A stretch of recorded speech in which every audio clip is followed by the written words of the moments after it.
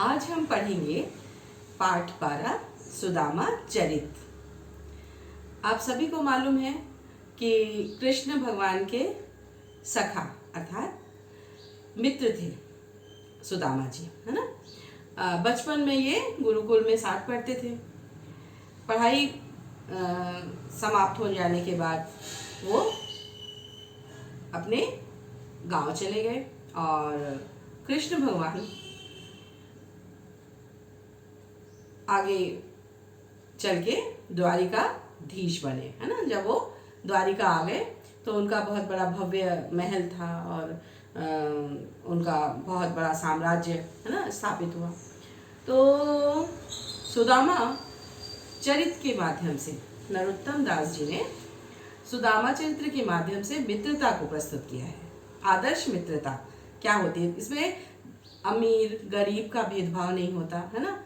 और मित्र किसी प्रकार की भेद को नहीं स्वीकार करते। कृष्ण भगवान इतने संपन्न होने के बावजूद भी आप देखिए कि उनका किस तरह से स्वागत करते हैं, है ना।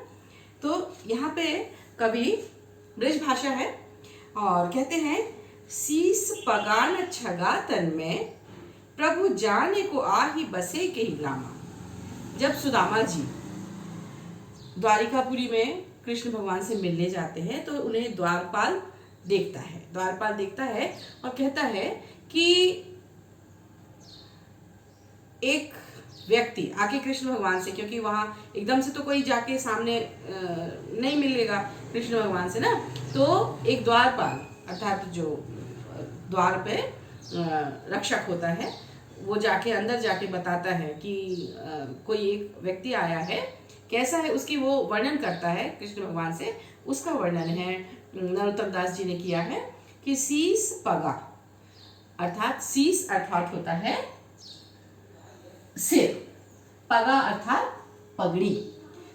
जो आया है व्यक्ति उसके सिर पे पगड़ी नहीं है। शीस पगा न छगा तन में और ना ही तन पे कुर्ता है, ढीला ढाला कुर्ता, तो वो भी उसने नहीं पहना हुआ है। जाने को आ ही बसे के ही ग्रामा, पता नहीं वो कहाँ से आया है, किस ग्राम में अर्थात किस गांव का बाशिंदा है, वो कहाँ वास करता है, कहाँ रहता है, ये नहीं मालूम और यहाँ आके उपस्थित हुआ है। धोती फटी सी लटी दुपटी, उन्होंने धोती कैसी पहनी है, लटी अर्थात गंदी, और दुपट्टी मतलब दुपट्टी की तरह सकरी पतला सा एक वस्त्र जो कि धोती के रूप में उन्होंने धारण किया हुआ है। पांव उपान को नहीं सामा, और पांव उपा नहीं। पहले गांव में सुना है कि गांव के लोग पनैया बोलते हैं जूती को, है ना। तो उनके पांव में उपान है अर्थात पनही अर्थात जूती भी नहीं है, खाली पैर वो आए हैं, है ना। नहीं सामा, और उनके पैरों पर जूती के कोई निशान नहीं है ना। आगे द्वार खड़ो द्विज दुर्बल एक रहो, और द्वार पे एक द्विज मतलब होता है ब्राह्मण, दुर्बल अर्थात बहुत ही कमजोर। रहो द्वार खड़ो द्विज दुर्बल एक रहो, एक व्यक्ति जो द्विज है अर्थात ब्राह्मण है, द्वार पर बहुत ही दुबला पतला है, वो खड़ा है। चकिसो वसुधा अभिरामा, और चकिसो अर्थात चकित होकर, आश्चर्यचकित होकर, वसुधा अर्थात धरती, और अभिरामा सुंदर द्वारकापुरी को निहार रहा है। कैसे करके, आश्चर्यचकित होकर। पूछत दीन दयाल को धाम, और क्या पूछ रहा है किसका धाम, दीनों पर दया करने वाले श्री कृष्ण का धाम अर्थात भवन। पूछ रहा है कि कहाँ रहते हैं कृष्ण भगवान। कृष्ण बतावत आपनो नाम सुदामा, और अपना नाम सुदामा बता रहा है। अब आगे कृष्ण भगवान जब इसकी बातें सुनते हैं तब वो एकदम से उनके स्वागत के लिए दौड़ के जाते हैं।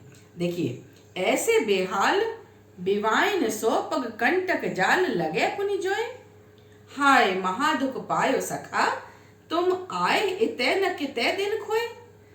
अर्थात जब वो उनकी दीन दशा को देखते हैं तो ऐसे बेहाल बिवाइन सो, जब उनके पैरों को देखते हैं कि उनके पैरों में बिवाई मतलब पैर कट जाते हैं और उसमें घाव हो जाते हैं पैर कटने के बाद, है ना। उन घावों में जब वो पैदल चल के आए हैं तो उसमें कांटे चुभ गए, कांटों का जाल उसमें चुभ गया है। तो जाल लगे पुनि जोए, तुमने इतने कष्ट देखते हैं, जब देखते हैं कि उनके पैरों में बीमारियां, पैरों में पैर फटे हुए हैं, उनमें बीमारी हो गई हैं और उसमें कांटे फंसे हुए, कांटों के जाल फंसे हुए हैं, तो हाय महादुख पायो सखा।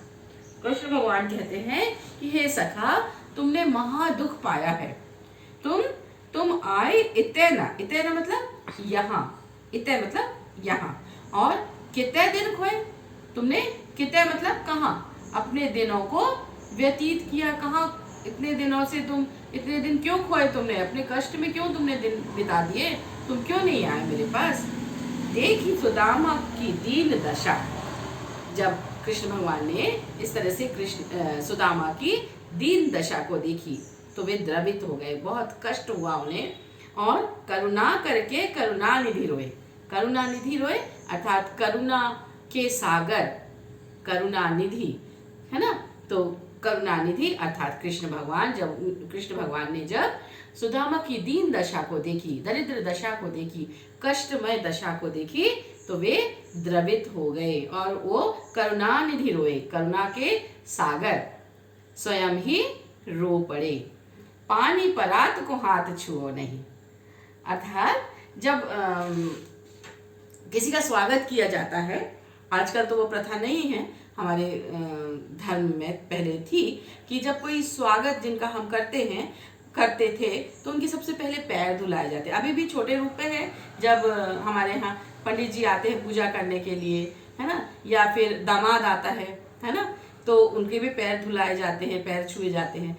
और छोटा सा उदाहरण एक और हम देंगे, आप लोगों को भी याद आ जाएगा, जब हम लोग कन्या भोजन करते हैं, है ना, तो जब कन्याएं हमारे घर आती हैं तो हम उनके पैर भी धुलाते हैं, है ना, और अपने आंचल से उनके पैरों को सुखाते हैं, पोंछते हैं।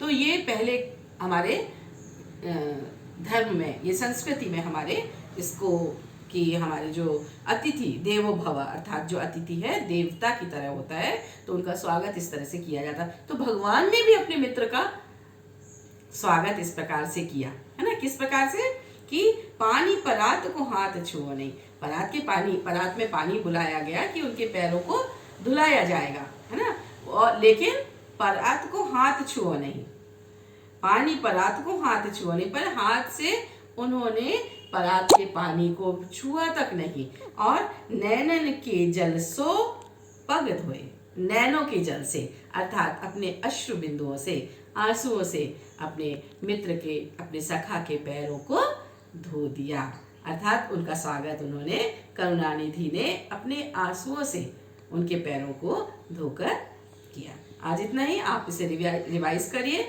समझिए, समझने की कोशिश कीजिए जो हमने आज भी समझा।